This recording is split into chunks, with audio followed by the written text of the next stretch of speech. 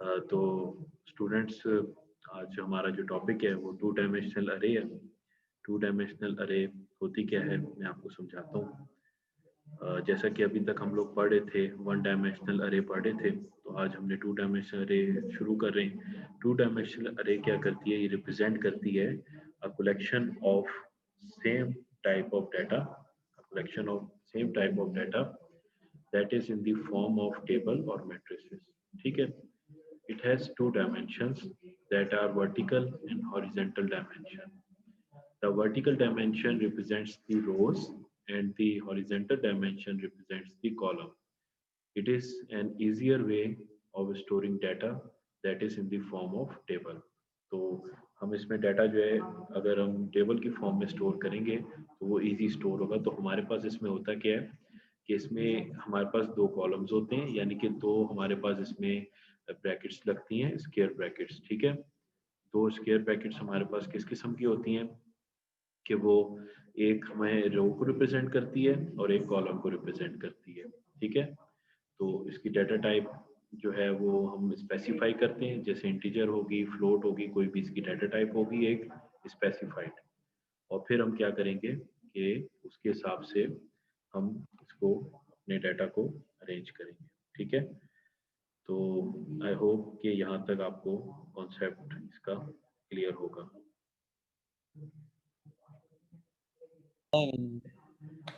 अच्छा, तो यहाँ तक हमने अभी डिस्कस किया कि हमारे पास इसमें इंग्रेडिएंट्स क्या होते हैं। पहली चीज़ होती है हमारे पास डाटा टाइप, दूसरी चीज़ होती है अरे का नाम, उसके बाद रोज होती हैं, उसके बाद कॉलम्स होते हैं। ठीक है? अब मैं आपको इधर एक एग्जांपल बताऊंगा, उससे एग्जांपल से पहले एक सवाल मैं आपके साथ डिस्कस करता हूँ कि how is an individual element of to dimensional अरे एक्सेस्ड एंड फिल्ड। ठीक है ना, कि हम किसी एक इंडिविजुअल एलिमेंट को टू डायमेंशनल अरे में से कैसे एक्सेस कर सकते हैं और उसको कैसे फिल कर सकते हैं। ठीक है? यानी उसके अंदर हम कैसे ये निकाल सकते हैं कि इसमें कौन सा एलिमेंट पड़ा हुआ है, और ये किस तरह हम कर सकते हैं कि उसके अंदर अगर वो खाली है तो उसमें एलिमेंट कैसे डाल सकते हैं। ठीक है ना?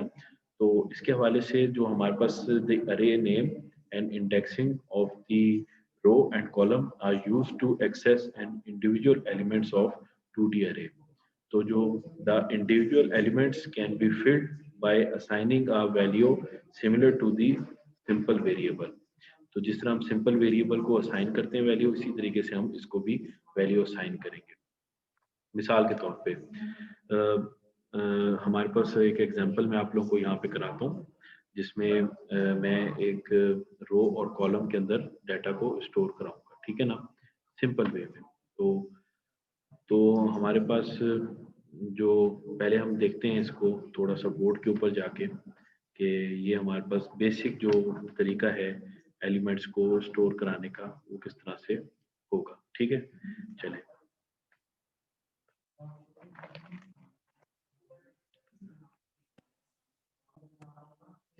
जी, तो ये आपके सामने डेफिनेशन लिखी है। जो डेफिनेशन अभी मैंने आपको बताई है अरे की, ये टू डायमेंशनल अरे जो है रिप्रेजेंट करती है collection of same type of data that is in the form of table और मैट्रिसेस। ठीक है? और two dimensional array that are vertical and horizontal dimension होती है, और उसके बाद में डाटा टाइप होती है कि हम शुरू में उसकी डाटा टाइप लिखते हैं, उसके बाद हम अरे का नाम लिखते हैं, और एक स्क्वायर ब्रैकेट में हम सबसे पहले बताते हैं कि इसमें कितनी रोज होंगी, और उसके बाद हम स्पेसिफाई करते हैं इसमें कितने कॉलम्स होंगे। अब मैं आपको एक एग्जांपल कराता हूँ और उससे आपको समझ आएगा कि हम इसमें किस तरह से डाटा डालते हैं, किस तरह हम एलिमेंट्स इसमें डालेंगे और किस तरह से उन एलिमेंट्स को एक्सेस करेंगे।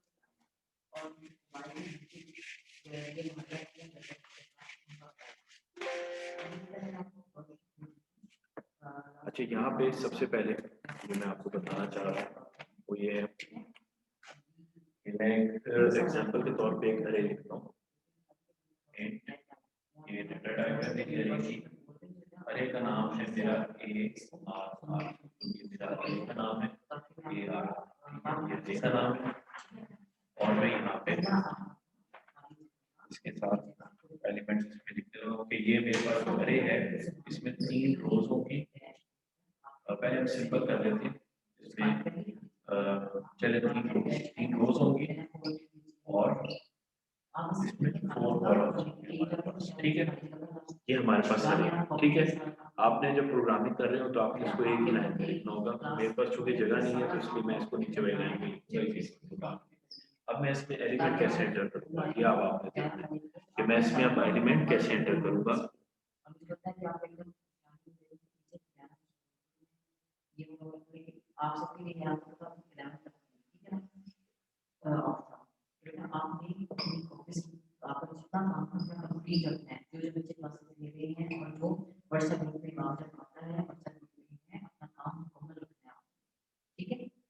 ये ना हो कि मेरे पास नहीं था, ये था काम आपसे कम कवर होना चाहिए।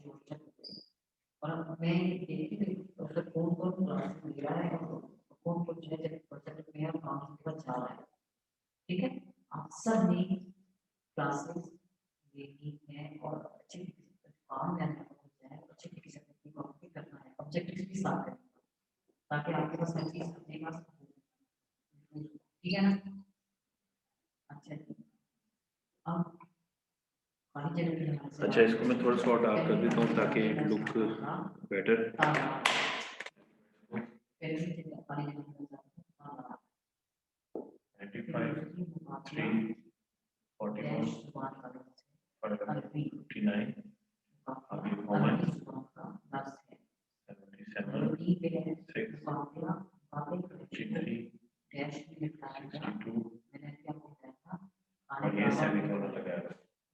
अच्छा, होगा क्या जो आपके पास इसके अंदर 3 रोज हैं, 3 रोज ये first row, second row, third row. ठीक है, first row, second row, third row और इसमें हमने 4 कॉलम्स बनाए। 4 कॉलम्स का क्या मतलब है, ये कॉलम हो गया, ये कॉलम हो गया, ये कॉलम हो गया, ये कॉलम हो गया। अगर मैं इसको टेबल की फॉर्म में लिखता हूँ तो वो मैं कैसे लिख सकता हूँ, मैं आपको बताता हूँ। लेट्स से इस तरह के कॉलम बनेंगे। मैंने कहा 3 रोज होंगे तो 3 रोज बना लेते हैं। First row, second row, first row, second row, ये थर्ड रो। ठीक है, तो इसमें हमारे पास एलिमेंट किस तरह आ रहे होंगे, 12, 5, 32, 8, 95, 3, 41, 59, 77, 6, 53, 62। तो अब आप ये देखें, ये आपके पास कॉलम्स बन गए। तो आप इसमें देख सकते हैं इस डायग्राम में कि ये 3 रोज हैं, 1, 2, 3 और 4 कॉलम्स हैं। इसी तरीके से आप अपने हिसाब से जितने रोज और जितने कॉलम्स आप इसमें जो है वो डाल सकते हैं। तो ये हमारा स्टेम प्रोग्राम है। ठीक है, इस प्रोग्राम को मैं आपको पहले समझाता हूँ, फिर मैं इसको रन करके दिखाता हूँ। इस प्रोग्राम में हम कर क्या रहे हैं, हम इस प्रोग्राम में ये कर रहे हैं कि हम एक प्रोग्राम लिख रहे हैं जिसमें हम इंटीजर वैल्यूज को स्टोर कराते हैं, वैल्यूज को एक अरे के अंदर, और उस अरे में हमारे पास 2 रोज हैं और 4 कॉलम्स हैं, जैसा कि आपको स्क्रीन पे नजर आ रहा है। तो हम ये प्रोग्राम स्टार्ट करते हैं। सबसे पहले इस प्रोग्राम में आपको नजर आ रहा है कि मैंने एक 2D अरे ली है जिसमें ये मेरे पास 2 रोज हैं और 4 कॉलम्स हैं। तो उसको भी मैं इसी तरह ही सिंपल लूंगा, उसकी डाटा टाइप लिखूंगा, अरे का नाम लिखूंगा, उसकी रोज लिखूंगा, उसकी कॉलम लिखूंगा 2 स्क्वायर ब्रैकेट्स के अंदर। उसके बाद कॉमे के बाद मैं आई लिखूंगा और जे लिखूंगा। आई और जे मेरे पास वेरिएबल्स हैं। ठीक है, तो सबसे पहले एक फॉर लूप चलेगा और ये उसके अंदर एक और फॉर लूप है। अब ये वाला फॉर लूप क्या करेगा, ये फॉर लूप रोज के लिए है। ठीक है, और ये जो फॉर लूप है ये किसके लिए, कॉलम्स के लिए है। तो इससे हमें साबित हुआ कि जो ये रोज है उसके लिए हमारे पास जो मौजूद है यहाँ पे, ये रोज जो है वो आई के लिए होती हैं। ठीक है जी, और कॉलम्स के लिए हमारे पास जे है। ठीक है, तो रोज के लिए हमारे पास आई है और कॉलम्स के लिए हमारे पास जे है। ठीक है, तो इस तरह से आप इसको समझें। तो इसीलिए हमने ये 2 लूप्स को यूज किया है। यहाँ पे एक फॉर लूप, ये बाहर वाला, और उसके अंदर एक और फॉर लूप। ये वाला फॉर लूप क्या करेगा, ये रोज के लिए होगा कि रोज में डाटा डालना है, और ये फॉर लूप किसके लिए, ये कॉलम्स के लिए। तो हम देख लेते हैं पहले इस फॉर लूप को। इसमें हमने डाटा एंटर करना है, तो किस तरह से होगा कि आई की वैल्यू 0 से स्टार्ट होगी और 2 तक जाएगी। 2 इंक्लूड नहीं होगा क्योंकि हमारे पास कितनी रोज हैं, हमारे पास जो है वो 2 रोज हैं। ठीक है, 0 और 1। ठीक है, तो इसलिए हमारे पास 0 रिप्रेजेंट करेगा और दूसरी चीज उसको 1 रिप्रेजेंट करेगा और 2 इंक्लूड नहीं होगा, और ये प्लस प्लस उसकी इंक्रीमेंट होगी। ठीक है, इसके बाद अंदर वाला जो फॉर लूप है हमारे पास वो 0 से स्टार्ट होगा और 0 से लेके 4 तक जाएगा, लेकिन 4 इंक्लूड नहीं होगा। 0 1 2 3 यानी कि 4 एलिमेंट्स हम इसमें अपने एंटर करेंगे एज ए वर्टिकल कॉलम। ठीक है जी, वर्टिकल हमारे पास कॉलम को रिप्रेजेंट कर रहा है और हॉरिजेंटल हमारे पास रो को रिप्रेजेंट कर रहा है। तो अब मैंने यहाँ पे ये स्टेटमेंट लिखी है, ये स्टेटमेंट इन दोनों लूप्स के लिए चलेगी।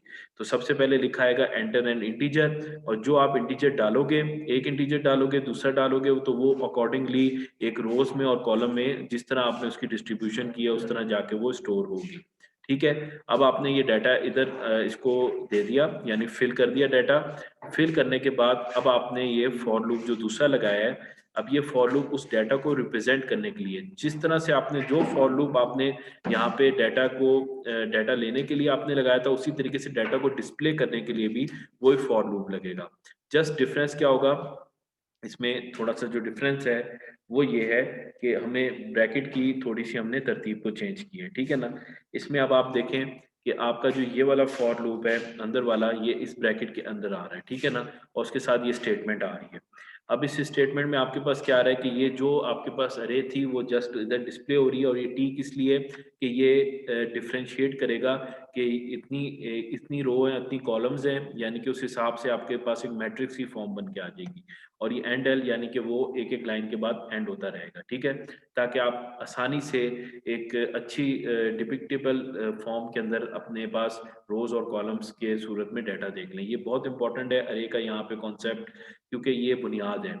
आगे आप जो जो भी लैंग्वेज सीखते हैं, पाइथन सीखते हैं, आप लोग कोई भी लैंग्वेज सीखते हैं, कोई भी आप लैंग्वेज अगर सीखते हैं, तो उसके लिए अरेज का कॉन्सेप्ट बहुत इंपॉर्टेंट है। उसमें 2 डायमेंशनल अरे जो है वो बहुत इंपॉर्टेंट होती है। जो लोग आगे फ्यूचर बनाना चाहते हैं डाटा साइंस के अंदर, मशीन लर्निंग के अंदर, डीप लर्निंग के अंदर, आर्टिफिशियल इंटेलिजेंस में, उनको 2 डायमेंशनल अरे को समझना, अंडरस्टैंड करना बहुत ज़रूरी है। क्योंकि हमारे पास डाटा जो होता है वो एक्सेल की फॉर्म में होता है, उसमें रोज भी होती है, कॉलम्स भी। हमेशा ये जो हमारे पास ये डाटा को हम कहते हैं स्ट्रक्चरल डाटा, और इसको एक और नाम भी हम देते हैं टेबुलर डाटा। ठीक है ना, जो टेबुलर डाटा होता है हमारे पास, वो हमारे पास रोज और कॉलम की फॉर्म में होता है, और हम फिर उसकी अरेंजमेंट से जो है अपने एलिमेंट्स को वहां से फैच कर सकते हैं, उसको देख सकते हैं, डाटा को एनालिसिस कर सकते हैं। तो ये आपके लिए बहुत इंपॉर्टेंट है इसको यहाँ पे समझना। अब हम इसको चला के देखते हैं। उम्मीद है कि आपको यहाँ तक समझ आ गया होगा। इसमें जस्ट हमने डाटा एंटर करना है, यानी इसमें हमने वैल्यूज डालनी है और वैल्यूज को डिस्प्ले कराना है। तो मैं इसको अब रन करता हूँ, आपको स्क्रीन शो कराता हूँ। यहाँ पे मुझे वो गेट सी एच का एरर दे रहा है, मैंने डबल लिख दिया गेट सी एच। मैं इसको इरेज कर देता हूँ। तो अब हम देखते हैं दोबारा कोई और एरर तो नहीं है हमारे पास। हमारे पास और कोई एरर नहीं है, हमारा प्रोग्राम चल गया है। मैं आउटपुट आपको शो कराता हूँ। एक सेकंड, मैं अपनी स्क्रीन शो कराता हूँ आउटपुट वाली। जी, ये मेरी स्क्रीन है। वो मुझे कह रहा है कि इंटीजर एंटर करो। ठीक है, मैं एंटर करता हूँ 2 1, और दूसरा इंटीजर, ठीक है ना, 1 1।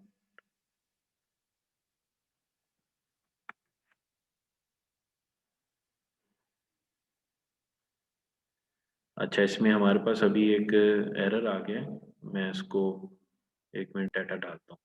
पहली वैल्यू 1 2, उसके बाद 23 डाली, 34 डाली, फिर उसके बाद 2 5 डाली, उसके बाद मैंने 6 7 डाला, उसके बाद मैंने 99 डाल दिया, उसके बाद ये मैंने ये डाल दिया। ठीक है जी, और ये अब आप देखें क्या है। इसने मुझसे कितनी दफ़ा आउटपुट ली, 1 2 3 4 5 6 7 8, 8 दफ़ा, क्योंकि मेरे मेरे पास क्या है, 2 4 आर 8। ठीक है, तो टोटल कितने एलिमेंट्स होंगे, 8 होंगे, 2 रोज 4 कॉलम्स। तो देखें अब इसने उसको कैसे अरेंज कर दिया। पहली रो पे उसने पहली रो पहला कॉलम, ठीक है जी, पहली रो पे उसने 12 डाला। फिर अगला एलिमेंट जो 23 आया उसने सेकंड कॉलम पहली रो में डाला। उसके बाद उसने थर्ड एलिमेंट जो है वो उसने फर्स्ट रो थर्ड कॉलम, और अगला एलिमेंट जो है उसने फर्स्ट रो फोर्थ कॉलम। तो उसने सबसे पहले क्या किया, पहले फर्स्ट रो को उसने फिलअप किया, उसके बाद उसने सेकंड रो को फिल किया, और इस तरह करके मेरे पास डाटा ये मैट्रिक्स की फॉर्म में नजर आ गया। उम्मीद करता हूँ कि आप लोगों को ये मेरा आज का लेक्चर समझ आया होगा। और यहाँ तक हमने देखा कि किस तरीके से टू डायमेंशनल अरे काम करती है, किस तरह से मैट्रिसेस की फॉर्म में डाटा नज़र आता है, और उम्मीद करता हूँ कि आपको यहाँ तक मेरा लेक्चर समझ आया। और आखिर में आप सब लोगों से एक बात जो सबसे ज़रूरी है कि मेरे चैनल को सब्सक्राइब करें। अगर वीडियो पसंद आए तो वीडियो जो है अपने दोस्तों में शेयर करें, ताकि और लोगों को भी इससे फ़ायदा हो सके। आईवेक्स टेक्निसिटी को आप लोग ज्वाइन करें, शेयर करें और बेल आइकन ज़रूर प्रेस कीजिएगा। Thank you so much.